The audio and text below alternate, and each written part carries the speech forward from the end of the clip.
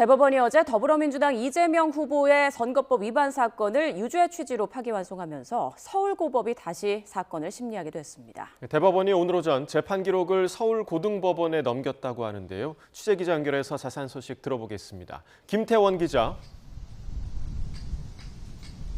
네, 서울고등법원입니다. 네, 대법원이 선고 하루 만에 서울고법에 이 후보 사건 기록을 넘겼다고요?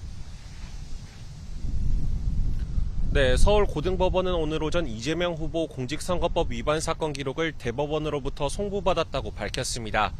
대법원이 이례적으로 빠른 속도로 상고심 선고를 내리면서 선거사건 적시 처리 원칙을 강조해온 만큼 후속 절차에도 속도를 낸 것으로 보입니다. 서울고법은 송부 직후 파기환송심 사건 번호를 부여했고 곧이어 배당 절차에도 착수할 것으로 예상됩니다. 규정상 2심 사건을 심리했던 형사 6부를 제외하고 형사 2부나 7부 가운데 한 곳에서 맡게 될 전망인데요. 파기환송심은 접수 통지 등 별도의 사전 절차를 거치지 않고 곧바로 재판 절차가 시작됩니다.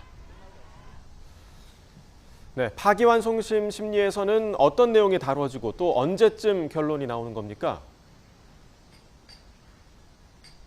네, 이 후보 사건에 대한 상고심의 판단은 환송받은 원심법원을 기속합니다. 쉽게 말씀드리면 대법원이 선거법상 허위사실 공표 혐의가 인정된다고 판단한 것을 서울고법이 뒤집을 수는 없다는 겁니다. 이에 따라 파기환송심에서는 이 후보에 대한 양형심리만 이뤄지게 되는데요. 하지만 서면 검토만 이뤄지는 상고심과 달리 파기환송심에서는 공판기일을 열어야 하고 피고인인 이 후보가 법정에 직접 출석해야 합니다. 재판부가 이 후보 측에 출석 요구서나 기일 통지서를 보내게 되는데 송달이 이루어지지 않는다거나 법정에 나오지 않는다면 재판 진행이 늦어질 수밖에 없는 겁니다. 통상적인 형사사건 파기환송심만 하더라도 접수부터 선고까지는 최소 한 달은 걸리는 만큼 파기환송심 선고가 대선 투표일까지 나오기는 어려울 것이라는 전망이 많습니다. 다만 대법원이 이례적인 속도로 상고심을 선고한 것을 보면 서울고법도 심리에 속도를 낼 가능성이 있는데요.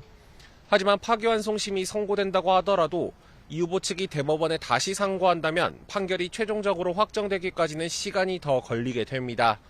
만약 이 후보가 판결 확정 전에 당선이 된다면 그 시점에서 사건을 담당하고 있던 법원에서 심리를 계속할지 중지할지를 결정하게 됩니다.